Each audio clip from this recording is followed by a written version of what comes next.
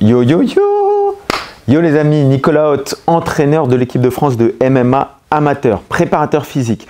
Aujourd'hui en direct du Mammoudi Gym, je vais vous faire une analyse du combat qui a eu lieu cette nuit entre Colby Covington et Jorge Masvidal, deux anciens meilleurs amis, deux anciens partenaires d'entraînement qui se connaissent par cœur et qui aujourd'hui se détestent. Deux styles que tout oppose. D'un côté, on a Jorge Masvidal, le striker, celui qui ces dernières années a mis pas mal de KO grâce à sa boxe anglaise, celui qui depuis des années maltraite ses adversaires grâce à ses middle kicks et ses coups de genoux en tout genre, qui a développé une énorme faculté à se relever, notamment grâce à la mise en place d'un système basé sur une guillotine ou un switch avec un dilemme qui fait que soit on va du côté de la guillotine, soit on va du côté du switch, ce qui lui permet lui de se relever et de striker à nouveau.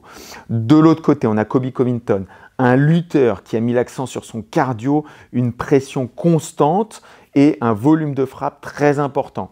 Les deux vont s'affronter et on va voir, le but de cette vidéo, c'est d'analyser, de décortiquer, de vous expliquer comment Colby a totalement dominé ce fight. Première des choses, quand le combat commence, c'est un peu timide des deux côtés. On voit quelques coups qui sont lancés, mais rien de très convaincant. Au bout d'1 minute 30, Colby casse la distance. Et tout de suite, il met une pression à Jorge Masvidal sur la lutte, sur ce qu'on appelle le chain wrestling, l'enchaînement de techniques de lutte. Colby n'est pas un lutteur à la Georges Saint-Pierre. Colby n'est pas un lutteur sur le timing. Il va profiter de quelques frappes pour rentrer au contact. Une fois qu'il est au contact, il va emmener son adversaire contre la cage et contre la cage, il va mêler les techniques de lutte, multiplier les techniques de lutte jusqu'à temps que son adversaire tombe.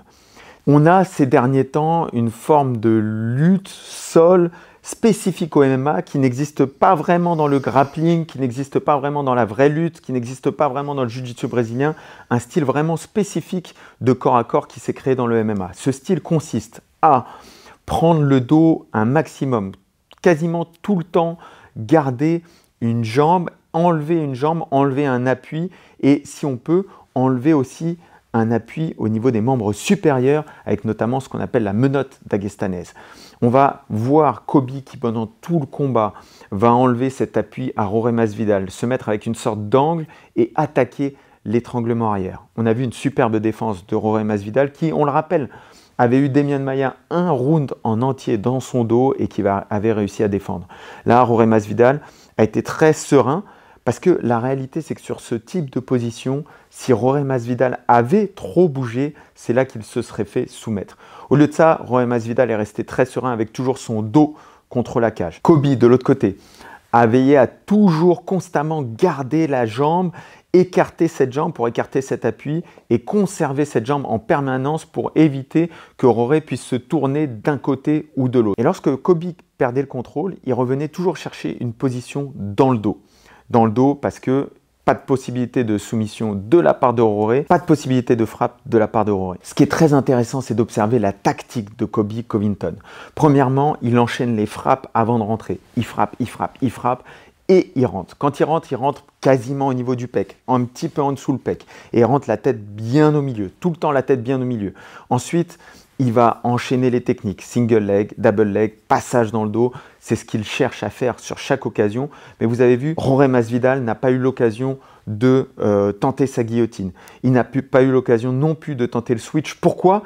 Parce que Colby était constamment sur le côté avec une jambe qui était perquisitionnée, qui était possédé par Colby et donc il n'y avait pas de possibilité ni pour Jorge de tenter le switch, ni pour Jorge de se tourner puisque cette jambe était contrôlée. Gros travail de Colby. Sur les phases de lutte, debout, ce qui est très intéressant et je vais vous le détailler, vous allez le voir très précisément et vous allez le comprendre, c'est des choses qu'on ne voit pas forcément, c'est cette gestion du poids de corps de Colby.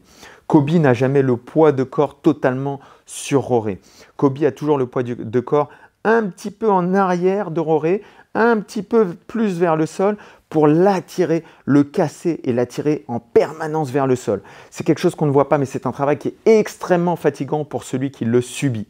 Et vous allez voir comment à chaque fois, sur tous les angles, Colby est en droit de drainer Jorge vers le sol pour lui éviter d'avoir des appuis forts. De l'autre côté, Jorge Masvidal a brillé à quelques moments. On a vu ce super low kick qui est passé avec le tibia dans le deuxième round. On a vu ce contre qui a très bien touché Kobe avec ce bras arrière. Et ce que j'ai trouvé extrêmement intéressant dans cette phase-là, c'est cette gestion du knockdown par Kobe. On a eu Colby Covington qui a extrêmement bien géré le fait d'avoir été touché par Jorge Masvidal.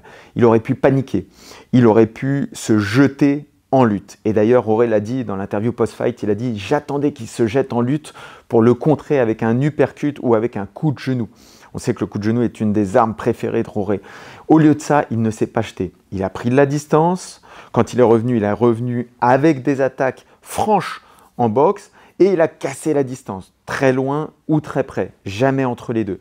Il a fait preuve d'une énorme lucidité sur ce knockdown et je vous garantis que beaucoup de combattants, beaucoup moins expérimentés, auraient fait des erreurs et se seraient fait probablement terminer par Jorge Masvidal à ce moment-là. Ce qui est très intéressant, c'est qu'on a vu aussi Colby Covington dominer sur le pied-point. Pourquoi? Parce que dans Colby Covington, on a quelqu'un qui a su adapter un style à ses qualités physiques. On sait que Colby n'est pas quelqu'un de très explosif. Du coup, au lieu de miser sur son explosivité, il a misé sur un volume de coups très important. Il a misé sur une distance qui n'est jamais...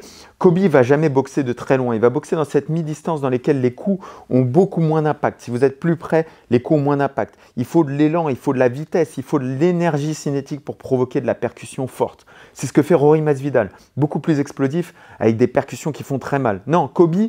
mais beaucoup de volume de coups. Il est à courte distance, gros volume de coups, ça touche, ça fait pas mal, mais ça fatigue énormément. Et Jorge a été énormément touché par Kobe.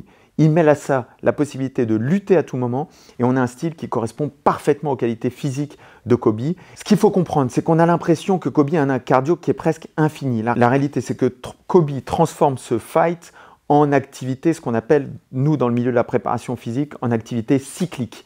C'est-à-dire qu'au lieu de le transformer en une activité acyclique, ce qui est un fight, c'est-à-dire des moments d'explosion avec des moments de récupération, Kobe le transforme en activité cyclique, c'est-à-dire qu'il se passe tout le temps quelque chose. Kobe est constamment en train d'attaquer, de mettre des coups, de mettre de la lutte, de mettre de la lutte, de mettre des coups, et il le transforme, il le met, au lieu de faire un rythme explosion, ralentissement, qui aurait plus que Jorge Masvidal aurait largement préféré, il fait un rythme constant avec une pression constante, ce qui fatigue énormément Jorge Masvidal.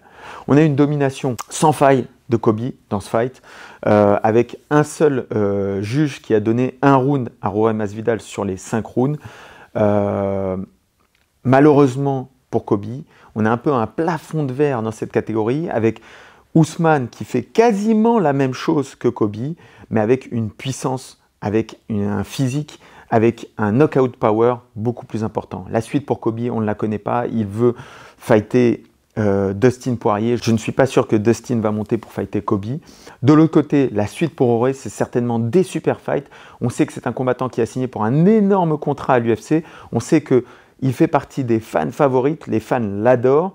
En termes de performance sportive, je pense qu'on ne le verra plus au sommet de la catégorie. Je ne le vois pas battre des lutteurs performants comme Kobe, comme Kamaru. Ça me paraît très difficile pour lui.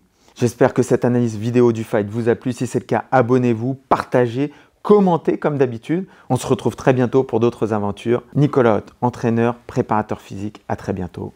Ciao.